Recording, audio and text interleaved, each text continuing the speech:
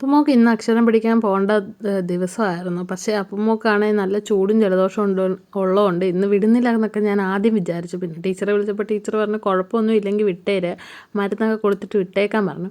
അങ്ങനെ വലിയ പ്രശ്നമൊന്നും ഇല്ലെന്ന് തോന്നിയതുകൊണ്ട് ഞാൻ മരുന്നൊക്കെ കൊടുത്തിട്ട് ഏട്ടൻ്റെ കൂടെ പറഞ്ഞു വിട്ടായിരുന്നു. പിന്നെ ഞാൻ ലഞ്ച് ഇച്ചിരി താമസിച്ചുകൊണ്ട് ഞാൻ കൊണ്ടു കൊടുക്കാമെന്നാണ് വിചാരിച്ചത്. അപ്പോൾ ഏട്ടൻ പറഞ്ഞു വണ്ടി ഉണ്ടല്ലോ, നമ്മുടെ സ്കൂട്ടി ഇരിപ്പുണ്ടായിരുന്നു കേട്ടോ, അപ്പോൾ സ്കൂട്ടിയിൽ കൊണ്ട് കൊടുക്കാമെന്ന് വിചാരിച്ചു. അങ്ങനെ അതെല്ലാം റെഡിയാക്കി എടുത്ത് വൻപയർ മെഴുക്കുവരട്ടിയല്ല, നമ്മുടെ വൻപയർ എരിശ്ശേരിയും പിന്നെ മുട്ട വറുത്തതും ഒക്കെ ആയിട്ട് അങ്ങനെ അപ്പുമോളുടെ ലഞ്ച് ബോക്സ് റെഡിയാക്കി. അങ്ങനെ അത് കൊണ്ട് കൊടുക്കാനായിട്ട് എല്ലാം എടുത്തു വെച്ചു.